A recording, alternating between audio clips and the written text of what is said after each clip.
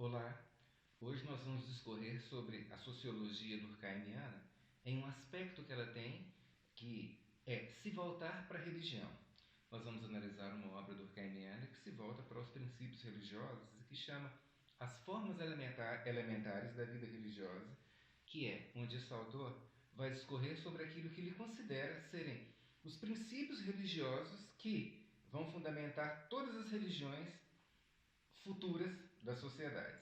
E o Durkheim, apenas contextualizando o autor, ele é considerado um dos fundadores da sociologia e um daqueles que vão dar a essa ciência as características de uma ciência humana importante na contemporaneidade.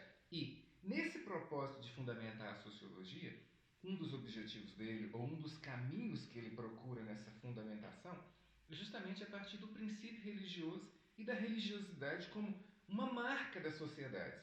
Ele mostra a religiosidade não como uma coisa que seja pequena nas sociedades, mas como um fenômeno extremamente importante, que é o fenômeno da religião e o fenômeno de fé. E como um daqueles que fundou a sociologia, as preocupações do Durkheim não são apenas religiosas. Ele se preocupa em dar toda a estrutura que a ciência nascente, sociologia, na sua época, precisa para conseguir o seu espaço em meio a outras ciências humanas ou sociais que já estavam ali mais ou menos dividindo o espaço existente. E um dos lugares em que o Durkheim vai buscar os pilares para auxiliar na fundação dessa sociedade é justamente na ideia de que todo ser humano é um ser social.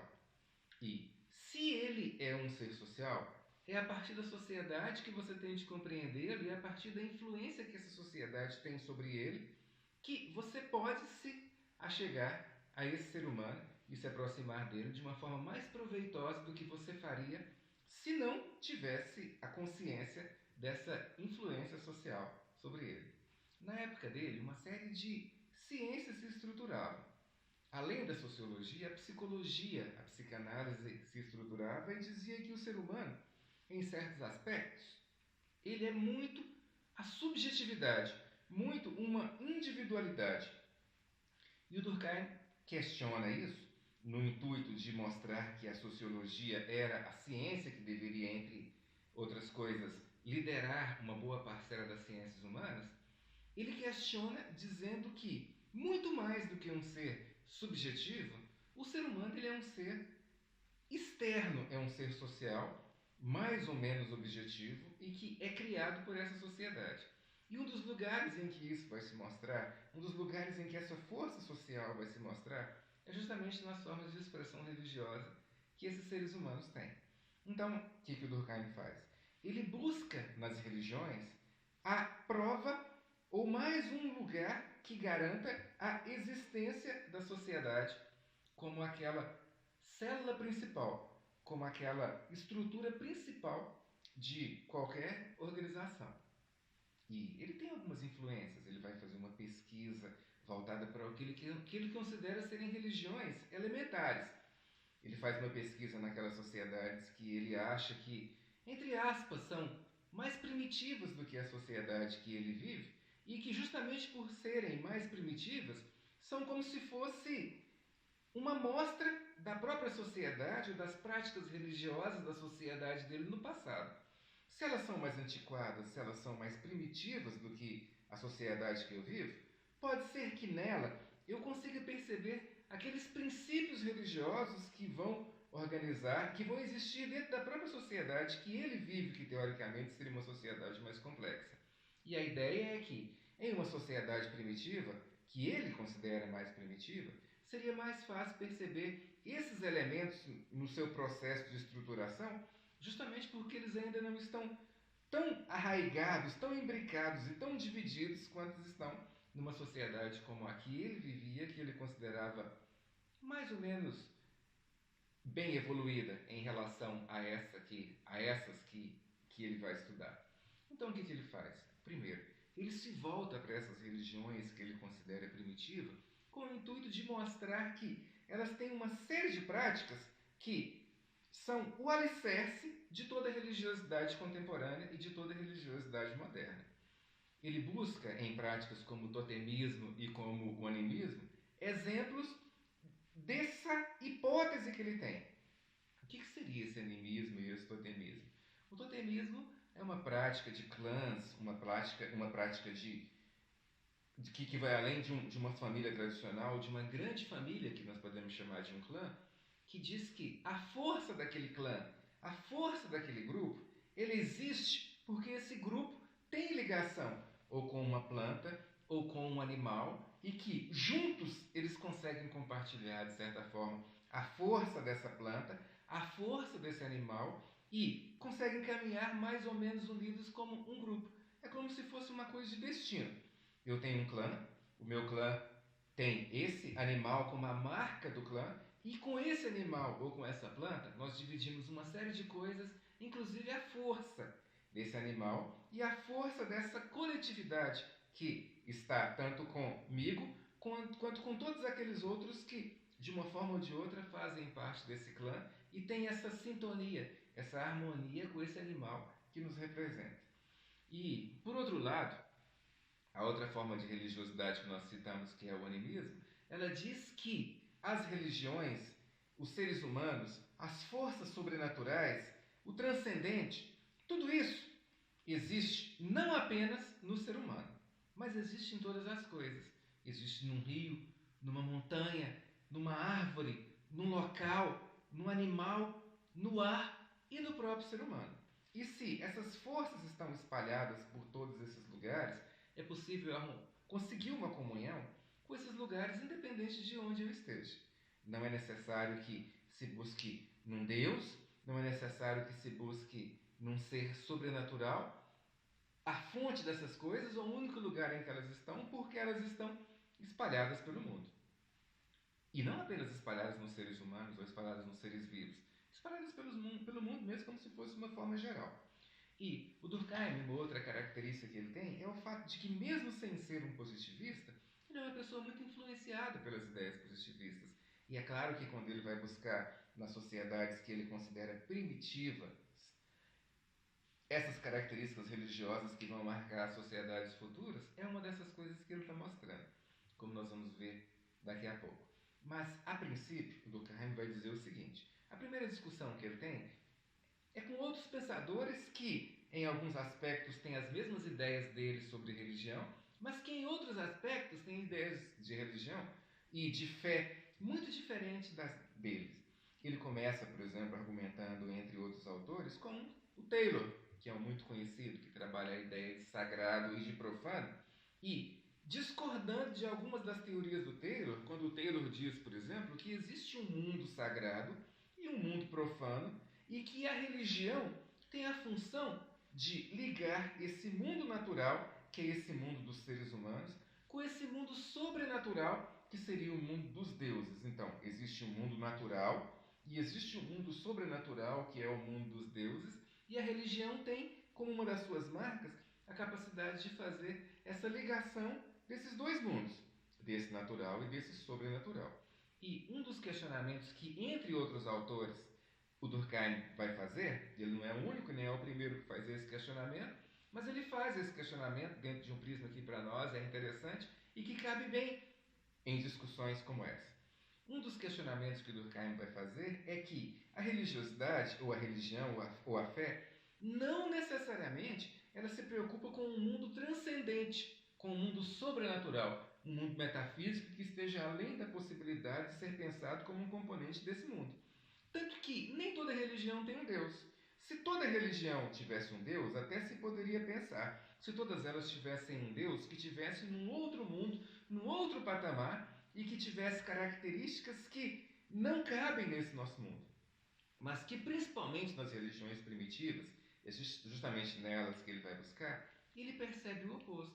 Ele percebe que uma parcela das religiões sequer tem Deus, em parte influenciado por essas ideias que nós falamos, que são do totemismo e do animismo, que colocam nesse mundo nosso essas marcas. Quando você pensa no totemismo e no animismo, é aqui nesse mundo que essas coisas estão. É aqui, junto com os seres humanos, é que essas forças estão. Então o Durkheim conclui o seguinte: não existe um mundo, a partir desse princípio religioso, dessas formas elementares, que seja sobrenatural. Não existe um mundo que está está fora desse mundo e que a religiosidade é como se fosse uma possibilidade de ligação desses seres humanos que vivem nesse nosso mundo terreno com esse mundo, entre aspas, divino que vem de um outro patamar. E se não existe esse outro mundo, qual a lógica da religião? Qual é o princípio religioso e qual é a função dessas práticas que os seres humanos fazem? Primeiro, para ele, a religião é natural e não sobrenatural. Ela existe nesse mundo e ela não é transcendente ou metafísica ou está fora desse mundo. Para ele, a religiosidade ou a religião tem a função de dar respostas para uma série de coisas que existem aqui e ela é fundamentada e é guiada por estruturas desse mundo e não por estruturas de fora. Porque o Durkheim pensa o seguinte: qual é a coisa mais importante que os seres humanos têm? Qual é a coisa que os guia e que está acima de qualquer outra coisa que um ser humano tem? É justamente a sociedade. O Durkheim é um sociólogo que defende a sociedade acima dos indivíduos, como uma boa parcela dos sociólogos. Ele defende que a sociedade está acima dos indivíduos e vai dizer, inclusive, que quando os indivíduos se juntam em sociedades e começam a produzir o que Durkheim vai chamar de fatos sociais, esses fatos sociais são coisas, nas palavras do próprio Durkheim, que, ao se constituírem, se formam e se tornam maiores até do que a simples individualidade ou da simples junção de todos os indivíduos na sociedade. Ou seja, os fatos sociais e a sociedade é como se elas tivessem o poder de criar algo que é maior do que os próprios indivíduos simplesmente somados. O que é interessante para os indivíduos e é interessante também para o estudo da religiosidade que nós vamos fazer, porque mostra uma das formas que o Durkheim vê isso. Se a sociedade é muito acima do indivíduo, se os fatos sociais que acontecem apenas em sociedade produzem coisas que vão muito além do que a simples junção dos indivíduos que vivem em sociedade, essa sociedade é a maior força que existe. Ela é a maior força que existe e é maior até do que qualquer sobrenaturalidade. É por isso que para o Durkheim não há necessidade, entre outros motivos, esse é um dos motivos, que ele vê a não necessidade de tirar a religião como uma coisa desse mundo e levá-la para um outro mundo. Porque aqui nesse mesmo mundo, nesse próprio mundo, existe uma força que é tão forte, e é uma força que é tão forte, né? Existe uma força que é tão grande que ela é capaz de quê? De cumprir muito bem essa função desse sobrenatural que o Taylor vai falar, sem haver necessidade de você buscá-la fora desse mundo que é onde certamente ela não está. Essa é a ideia do Durkheim quando ele começa a falar de princípios religiosos. Então, ele conclui, primeiro, que as religiões elas são uma criação desse mundo e não uma criação de um mundo sobrenatural e de um mundo transcendente. E segundo, elas respondem às questões que se dão nesse mundo e não questões que se dão no mundo sobrenatural ou que se dão no mundo transcendente. E se a religião é uma coisa desse mundo e responde questões que surgem nesse mundo, ou seja, ela é imanente, então, por que é que existem religiões e qual o sentido de criar esse tipo de estrutura ou esse tipo de prática para ações que só se dão nesse mundo? É como se a religião fosse um dos lugares em que a sociedade usa para se estruturar enquanto força que controla as individualidades ou pequenos grupos. Então, a religião ela tem uma função social. Ela cresce, ela surge porque a sociedade precisa dela ou a utiliza como uma das ferramentas que vai permitir que a sociedade consiga aglutinar e ao mesmo tempo cimentar e ao mesmo tempo organizar os seres humanos que existem nela. E essa é um dos princípios religiosos. Esse poder de organização, esse poder de dar resposta para certas dúvidas, e justamente por isso é que ela é desse mundo, porque assim como a sociedade ela é desse mundo e ela cumpre funções, não é de ligação desse mundo com o mundo sobrenatural. A principal função da religião não seria fazer, quando ela surge nas formas elementares, não seria fazer uma ligação desse mundo dos seres humanos que vivem aqui na Terra, trazendo apenas para o nosso planeta, com um mundo que existe além desse, como se fosse um mundo além da morte. Não, ela não tem a necessidade nem a função disso. A função da religião é permitir que as próprias sociedades se estruturem. E ela cumpre esse propósito. É uma das estruturas que tem a função de auxiliar nesse domínio, entre aspas, que a sociedade tem sobre os indivíduos. E ela executa bem essa função como uma coisa desse mundo. E o Durkheim continua falando sobre isso e sobre essas formas de expressão religiosa e sobre como é que isso se dá, mostrando que no totemismo essas forças que não necessariamente pertencem ao ser humano, elas cumprem a função de dar uma coesão, de dar valores morais, de dar um sentido para essa coletividade.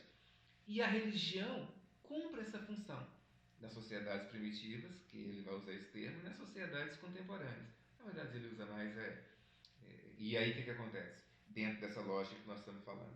Então a religião funcionaria como esse cimento para estruturar esse mundo, sem necessariamente ser algo que liga você com o transcendente.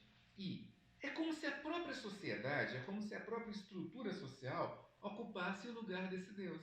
Ou seja, as religiões são fundadas nas mentes dos homens, nas mentes dos indivíduos, dos seres humanos que vivem em sociedade, e a sociedade e os fatos sociais as utilizam para, entre aspas, controlar esses próprios seres humanos. É como se a religião cumprisse a mesma função de coisas como a bandeira, o hino nacional de um país, aquelas coisas que de certa forma dão coesão para uma sociedade, para um país, que fazem com que as pessoas que estão ali se sintam pertencentes a algo maior do que elas mesmas, algo maior do que a simples soma delas mesmas.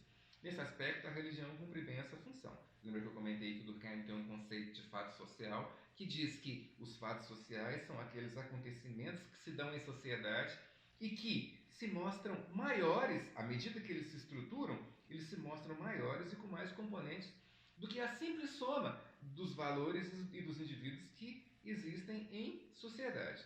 E isso também se dá na religião, porque quando os seres humanos se organizam para prestar algum tipo de culto ou algum tipo de reverência para uma entidade que, mesmo que ele não saiba, pertence a esse mundo, é isso que ele está fazendo. Ele está se organizando, ele está se sentindo pertencente a algo e a algo que divide esse mundo social, esse mundo daqui, como se fossem dois. O sagrado e o profano podem existir, os termos podem ser usados sem problema, mas o sagrado não está fora desse mundo. O sagrado está nesse mundo. O sagrado seria o quê? Aquela possibilidade de pertencer, a moral, aquilo que se considera um bom costume, aquilo que se considera justo, aquilo que serve como um alicerce e aquele que é firme, que dá sentido para algo. E o profano seria a irreverência, seria aquilo que não tem estrutura, aquilo que não tem moral, aquilo que é fugidio e aquilo do qual todo ser humano deveria fugir. Só que só há uma forma de fugir disso, segundo Durkheim. É a partir de uma religiosidade, ou é a partir de uma moral, mas de uma religiosidade e de uma moral, entre outros elementos, que, acima de tudo, são subordinados a uma sociedade.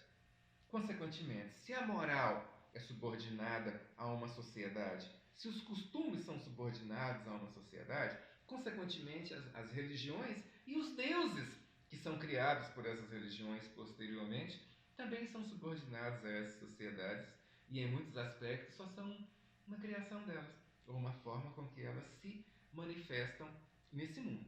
E nós comentamos que o Durkheim tinha uma influência considerável de um pensamento dos positivistas, de Auguste Comte e do pensamento positivista. Não que ele fosse um positivista, mas ele foi influenciado, até pela época em que ele viveu, o período da França em que ele estava, que deixava de ser aquela França que ensinava religiosidade nas escolas e que, a partir de então, a religiosidade não seria mais ensinada como uma disciplina de sala de aula.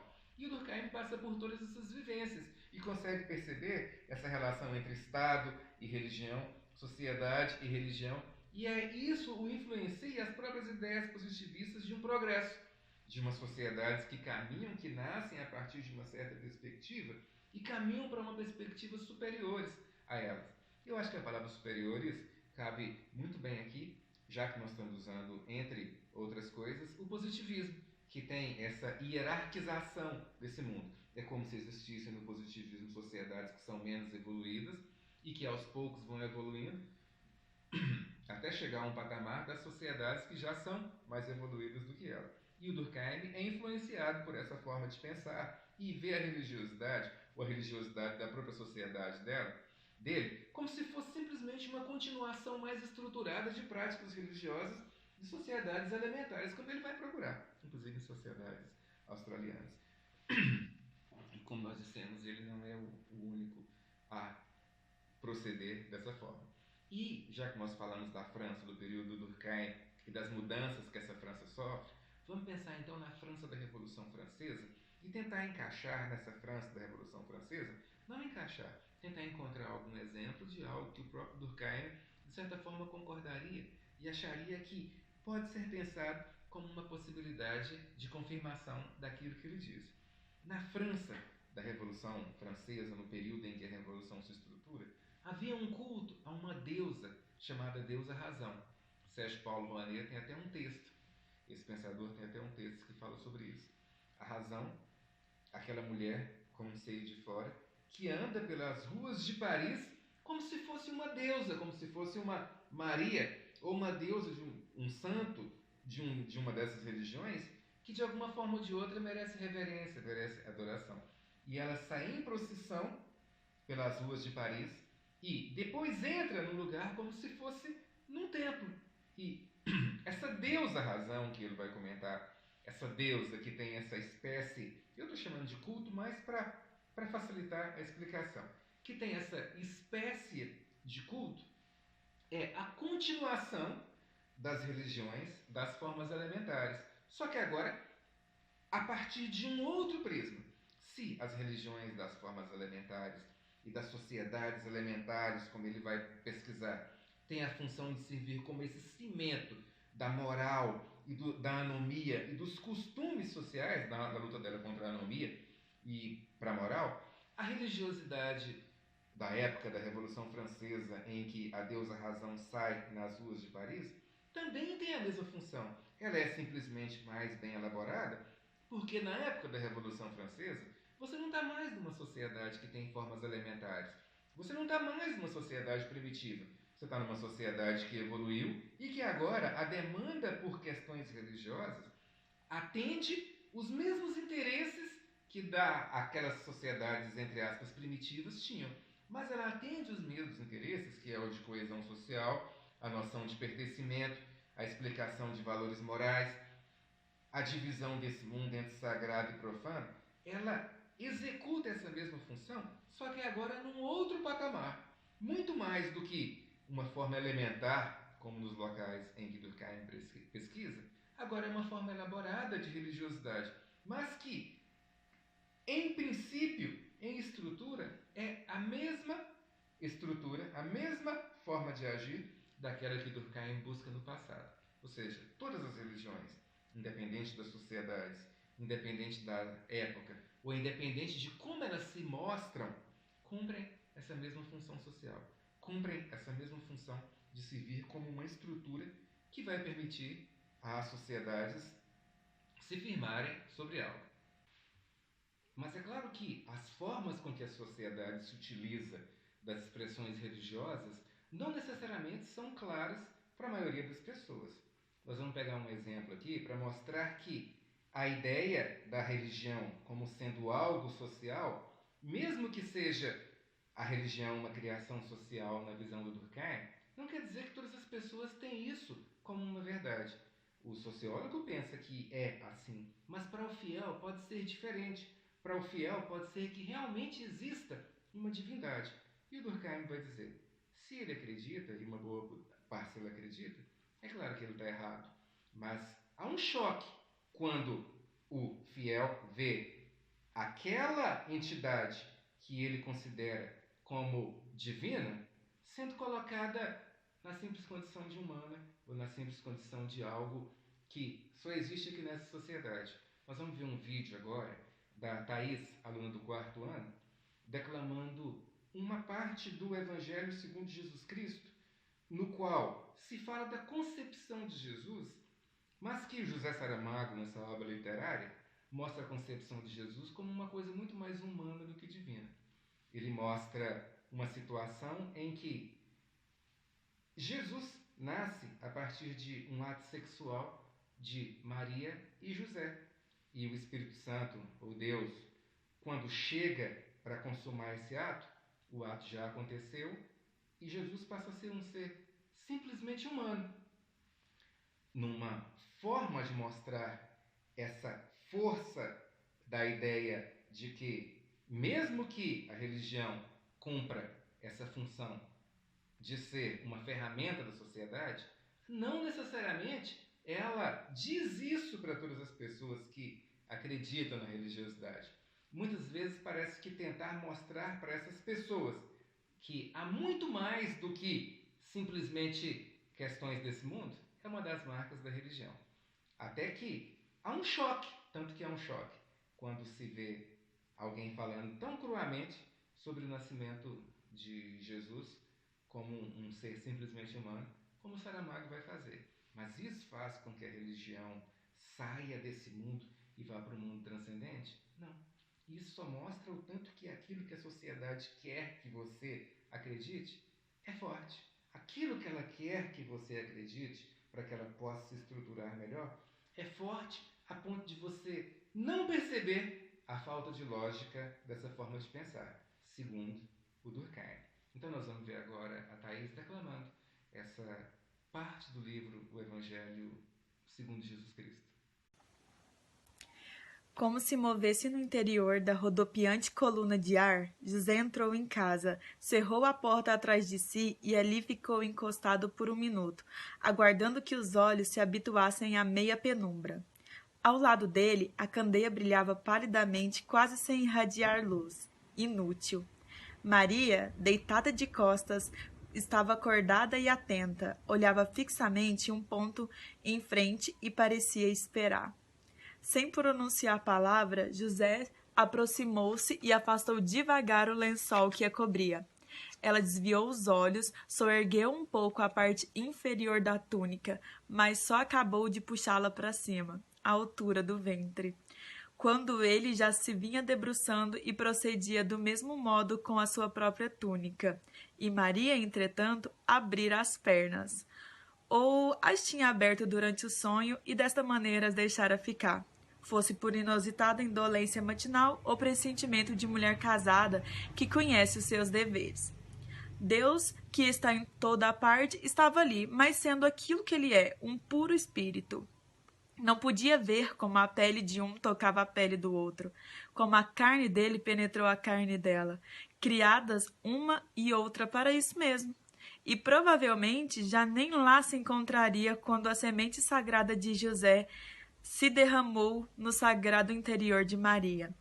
Sagrados ambos por serem a fonte e a taça da vida. Em verdade, há coisas que o próprio Deus não entende, embora as tivesse criado.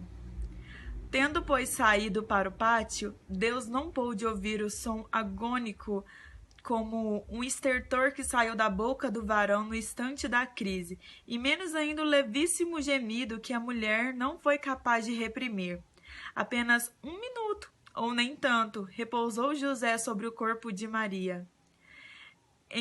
Enquanto ela puxava para baixo a túnica e se cobria com o lençol, tapando depois a cara com o antebraço, ele de pé no meio da casa, de mãos levantadas, olhando o teto, pronunciou sobre aquela todas as terrível bênção de Deus, aos homens reservada. Louvado sejas tu, Senhor nosso Deus, Rei do universo, por não me teres feito mulher. Ora, a estas alturas Deus já nem no pátio devia estar, pois não tremeram as paredes da casa, não desabaram, nem a terra se abriu, apenas pela primeira vez se ouviu Maria e humildemente dizia como de mulheres se espera, que seja sempre a vós, louvado sejas tu, Senhor, que me fizeste conforme a tua vontade. É claro que o Saramago ele não é um pesquisador na área das ciências e nem é um religioso. Ele está fazendo simplesmente um livro de literatura, em que Jesus é concebido a partir de um ato sexual de José e de Maria. É claro que isso custou caro para Saramago.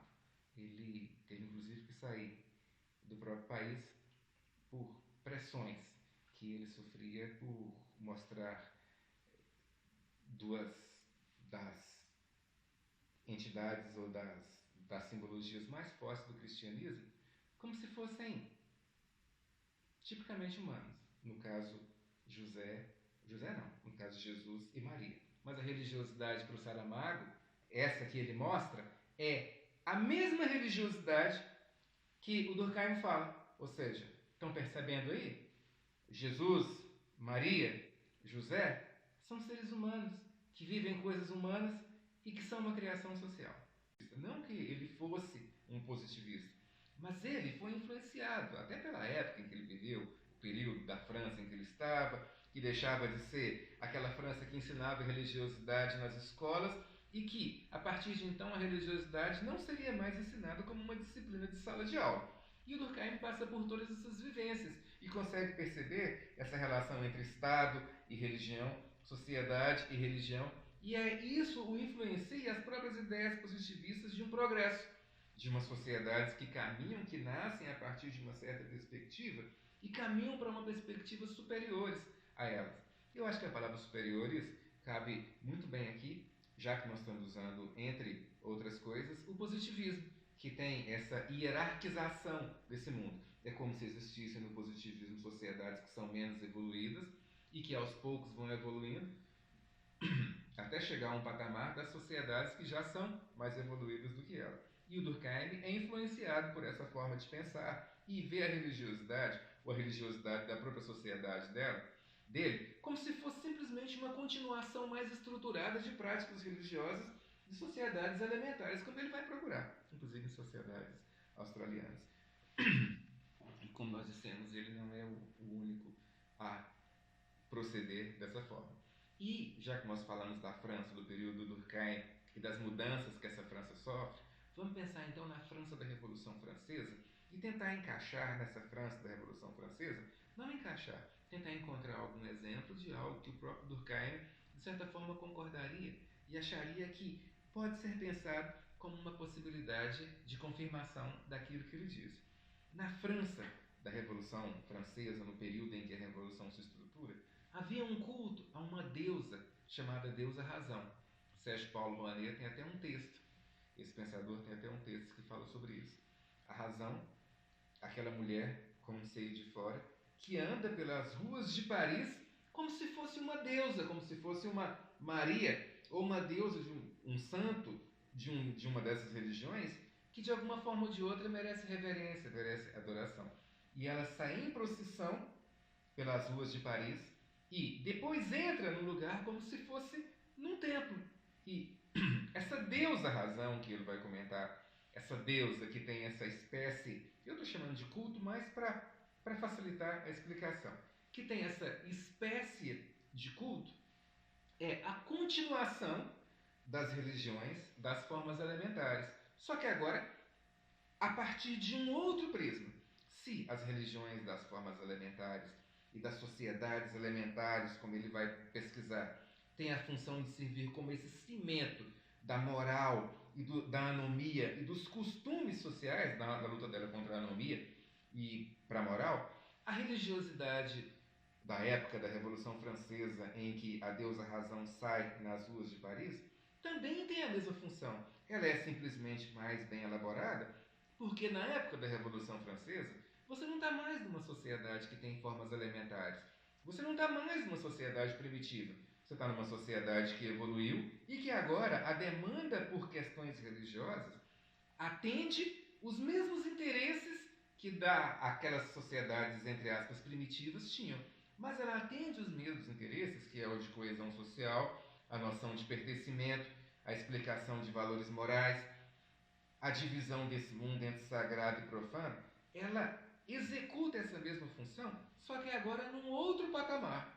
Muito mais do que uma forma elementar, como nos locais em que Durkheim pesquisa, agora é uma forma elaborada de religiosidade, mas que, em princípio, em estrutura, é a mesma estrutura, a mesma forma de agir daquela que Durkheim busca no passado. Ou seja, todas as religiões, independente das sociedades, independente da época, ou independente de como elas se mostram, cumprem essa mesma função social, cumprem essa mesma função de servir como uma estrutura que vai permitir às sociedades se firmarem sobre algo.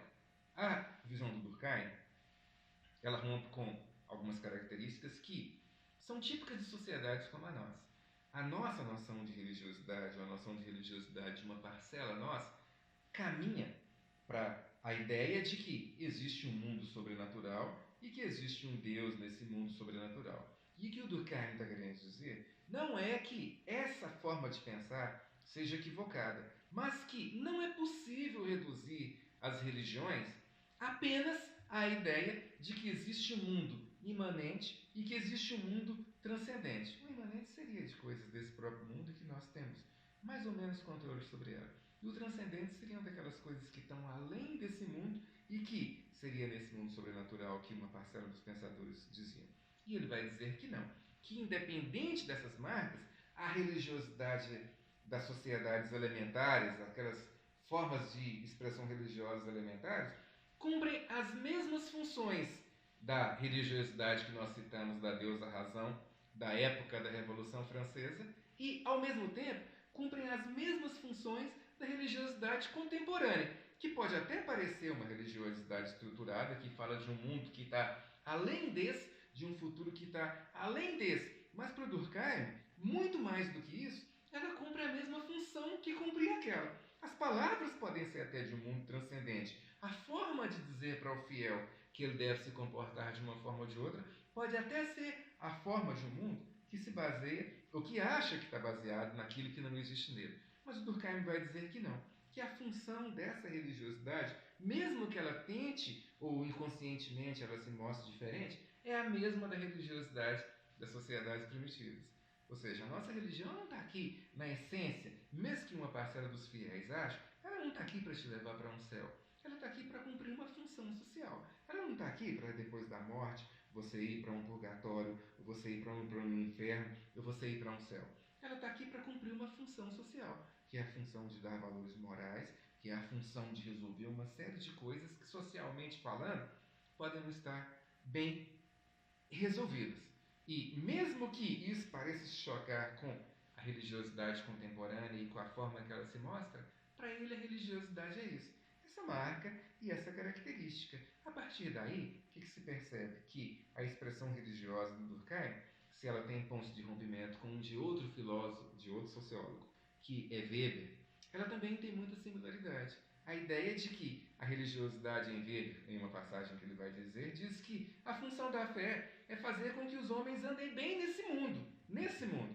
E o Durkheim, em outras palavras, vai dizer a mesma coisa. A função da fé é fazer com que os seres humanos vivam bem nesse mundo e não necessariamente no mundo transcendente. E é claro que as formas como a religiosidade, como essa religião vão se mostrar, como vai se mostrar, elas variam muito, mas na essência elas são as mesmas. Ele até aponta para uma possibilidade de, no futuro, encontrarmos religiões que tenham muito mais as características de individualidade do que uma característica de coletividade. E mesmo que hoje nós não tenhamos tantas religiões individuais e religiões que partam para esse princípio, a oferta, as possibilidades de se encontrar religiões da contemporaneidade são tão vastas que se aproxima dessa ideia do Durkheim, a ideia de uma religiosidade individual. Mesmo que não haja uma religiosidade individual, a quantidade de práticas, só pensando no cristianismo, sem pensar em outras religiões, a quantidade de práticas e de ritos que existe dentro do cristianismo contemporâneo, quase que se aproxima da possibilidade de uma individualização religiosa ou de uma divisão dessa religião em grupos muito pequenos. Mas quer seja individual, eu falo por quê? A cada dia, a possibilidade de um novo culto que surge e que, em vez de acabar com os cultos que tinham antigamente, lembrando aqui do profeta do Weber, né, que parte no meio as religiões antigas e acaba com a tradição. Mas voltando, deixando o Weber de lado e voltando para o Durkheim. É como se as ofertas de religião fossem tão vastas houvesse tantas possibilidades de você trabalhar com essas ofertas de religiosidade, que a ideia de uma religião individual, mesmo que ela não tenha lugar nesse mundo com a força que talvez se tenha pensado, ela quase existe a partir do fato de que são tantas possibilidades que dá até para pensar que é uma escolha individual e que o indivíduo quase que se comporta como se estivesse individualmente cultuando uma divindade. Nesse aspecto, então, a ideia de um Deus verdadeiro e todos os outros deuses falsos que existe no cristianismo, existe no islamismo, entre outras religiões, são apenas formas de demonstração de que a sociedade pode se utilizar dessas palavras para controlar. Podem ser simplesmente formas de demonstração de controle social. Todas essas manifestações são formas de demonstração de controle e possibilidades de um ser humano se encaixar nesse mundo ou se encaixar num processo social. Mas a partir disso, a partir do fato de serem apenas formas de demonstração, elas não têm nenhum poder efetivo, elas não têm nenhuma verdade efetiva. É como se o Durkheim dissesse: olha, você pode acreditar em quantos deuses você quiser, você pode acreditar em quantos paraísos você quiser, você pode acreditar em quantos infernos você quiser, mas fique você sabendo que isso só existe aqui nesse mundo. Fora daqui não existe um paraíso, não existe um inferno, não existe nada. E todos esses paraísos, esses infernos e esses purgatórios que existem nesse mundo, eles são condicionados e dominados pelas regras sociais. E a única função deles é dar um sentido. Olha, voltando para o Weber de novo com o sentido. A única função deles é dar um sentido e uma orientação para esses homens agirem nesse mundo em que eles estão. Então a religião ela dá esse sentido, ela dá o valor moral, ela dá um certo cimento social para esses seres humanos, mas ela não garante nenhuma vida após a morte. Ela não garante nenhum céu. Ela não garante nenhum inferno. Ela não garante que o seu Deus, aquilo que muitas vezes as pessoas estão dispostas até a morrer por ele, seja nada mais do que um produto da mente de indivíduos que, em uma sociedade específica, desde criança, foram doutrinados, ou entre aspas, foram evangelizados para acreditar nisso. Se você vivesse a partir dessa ideia do Durkheim em uma outra sociedade, você encontraria lá outras explicações religiosas que também te serviriam como esse cimento que você vai usar para agir nesse mundo. Mas aqui, de verdade, de algo transcendente, de uma vida pós-morte garantida por um desses deuses, não teria nenhum fundamento. É simplesmente o quê? Um aprendizado social, uma resposta social a uma série de problemas e que se mostra verdadeira para você e que muitas vezes você está disposto até a morrer por ela, não é porque ela seja mais verdadeira do que qualquer outra, mas é porque foi aquela que você aprendeu e aprendeu a conviver com ela desde que você praticamente nasceu ou a aceitou como a verdadeira.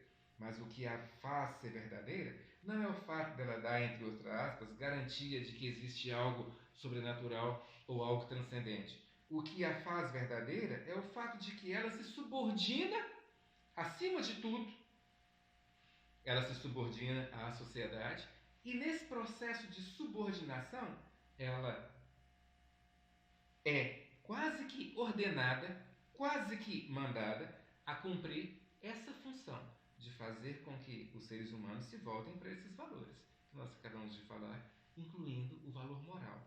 É claro que há uma hierarquização, como nós comentamos, quando você pensa no pensamento do Durkheim. E essa hierarquização é a ideia do positivismo e de outras correntes de pensamento próximas a ele que o influenciam, de um mundo que evolui. É como se existisse um mundo em um processo de melhoria, tanto que ele vai buscar nas formas elementares, né, que lembra um pouco de formas primitivas mesmo, sem ser essa palavra que ele usa. E esse mundo que se modifica e esse mundo que transforma, ele transforma as religiosidades também. Ele transforma as formas que ela se expressa, até para que ela dê uma resposta no novo patamar, numa nova forma de organização social. Mas mesmo que ele faça isso, que ele transforme e permita que ela dê essa resposta nessa nova forma de organização social, a resposta vai ser sempre a mesma.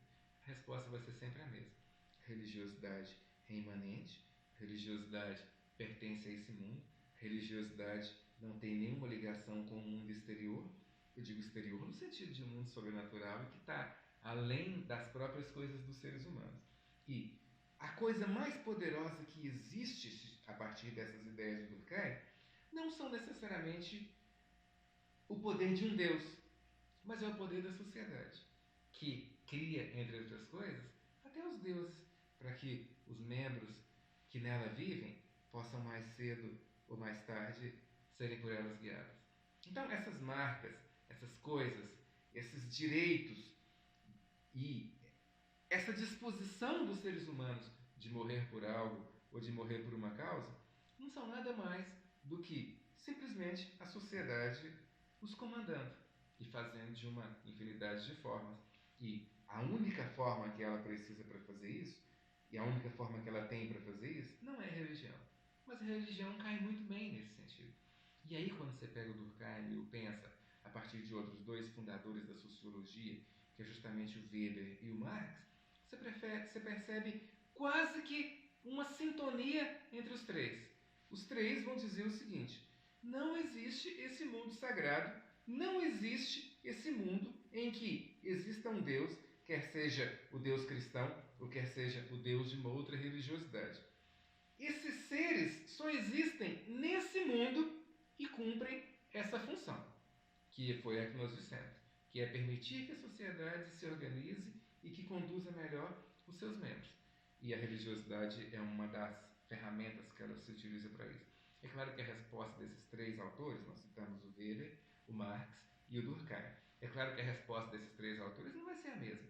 O Weber vai dizer que a religião tem essa marca e que, em alguns momentos, ela se aproxima da política e que tem características de uma política, quando você pensa, por exemplo, na figura de um líder carismático. O Marx, mas ele não atira desse mundo. Quer seja a ideia religiosa dele em alguns aspectos se afasta da de Durkheim, ele não atira desse mundo. Ela continua sendo uma questão social. E o Marx utiliza a mesma ferramenta e não tira a religião desse mundo. Ninguém está dizendo aqui que o Marx, o Weber e o Durkheim têm a mesma forma de concepção de religiosidade, veem nela a mesma importância e escrevem as mesmas coisas sobre ela. Não. Mas o que nós estamos querendo dizer é que os três têm em comum a ideia de que ela é uma criação desse mundo. No caso do Weber, ela tem essas características. No caso do Marx, ela é muito mais um problema do que uma solução. Ela é muito mais um entrave para o desenvolvimento das forças que existem nessa sociedade do que um processo que liberta. Mas independente disso, de ser um entrave, de ser algo negativo, de ser quase um ópio do povo, um problema para o povo, independente de ser isso, ele a vê em muitos aspectos assim. Mas independente de ser isso, ela é uma criação desse mundo. Assim como disse o Weber, independente de qualquer coisa, do líder carismático ser presente na política, ser presente na religião e da possibilidade de pensá-las, a religião, segundo Weber, também é um processo e um produto desse mundo e que serve para que os seres humanos sigam bem nesse mundo. E o Durkheim, apesar da perspectiva diferente e apesar da valorização da religião como esse componente que nós acabamos de falar, diria as mesmas coisas. Ela pode ter todas essas forças, ela pode ter todos esses problemas, mas ela é, acima de tudo, uma questão desse mundo. Nesse aspecto é que a religiosidade desses três autores se iguala. A importância que cada um vai dar para ela na sociedade é diferente. Mas é isso que o Durkheim pensa, e apenas nisso é que eu digo que existe uma similaridade na forma de pensar dos três. Os três a consideram uma força presente nesse mundo, mas pensam que ela é uma força que tem mais de uma marca, mas que, independente das marcas e das características que ela tem, a função que ela cumpre é a mesma. Ou seja, ela orienta, ela auxilia a viver bem nesse mundo, mas ao mesmo tempo ela é uma ferramenta de dominação. É uma ferramenta de dominação porque é assim que a sociedade a utiliza para controlar pessoas e para fazer com que as pessoas vivam de uma forma ou de outra. Mas ela é também, para Durkheim, uma série de outras coisas. Os questionamentos que partem da religião, as formas com que os seres humanos questionam as coisas e as explicações que eles dão a partir da religião, é um dos pilares que posteriormente vai permitir a fundamentação da ciência. As bases científicas, em parte, vão surgir daí.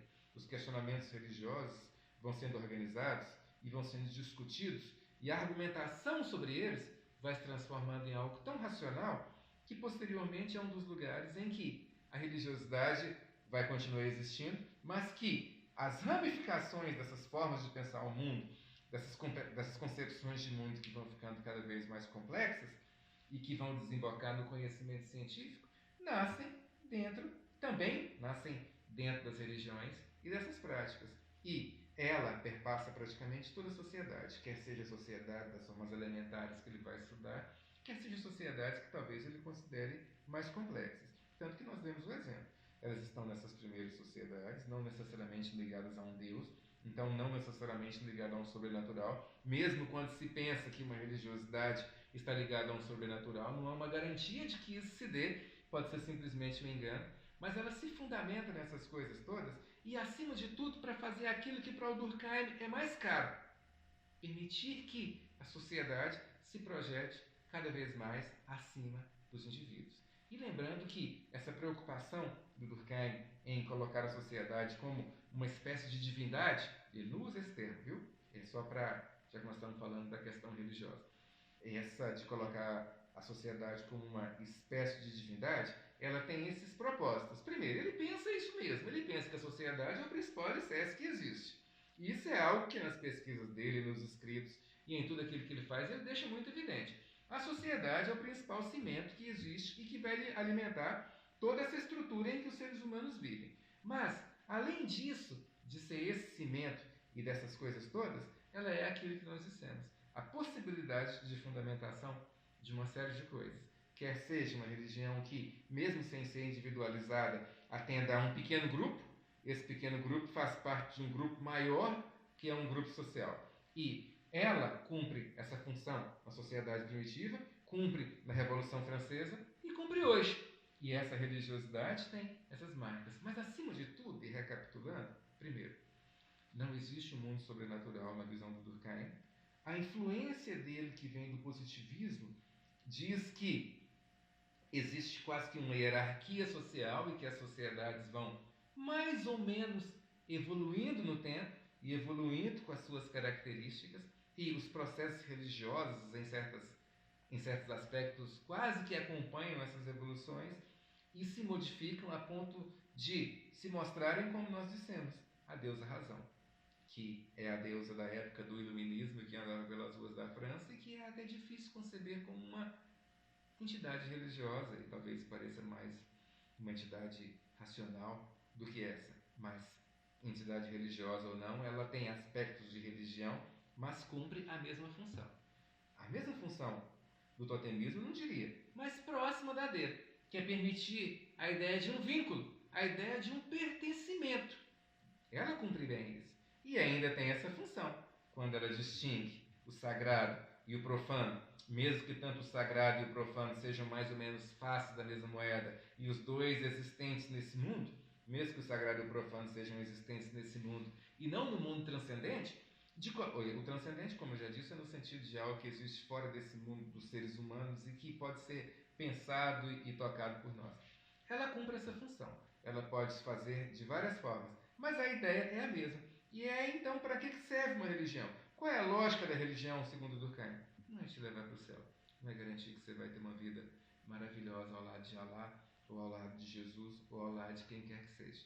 Mas é permitir que você viva bem nesse mundo, utilizando novamente as palavras do Weber, e que você viva bem nesse mundo, e que tem uma ferramenta que te orienta muito bem a viver bem nesse mundo, que é justamente a religiosidade. Não apenas nas sociedades primitivas que ela faz isso, usando de novo um termo que cabe bem quando se analisa Durkheim, mas mesmo nas sociedades contemporâneas.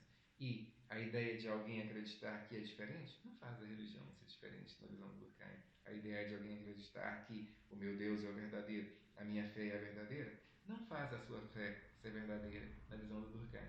Só mostra que a sociedade te condicionou tão bem, ela te controlou tão bem, que você é incapaz de perceber aquilo que para ele seria o óbvio, que é só uma espécie de controle social. E a incapacidade daquele que acredita é que faz ele não perceber essas marcas que Durkheim viu nessa religiosidade.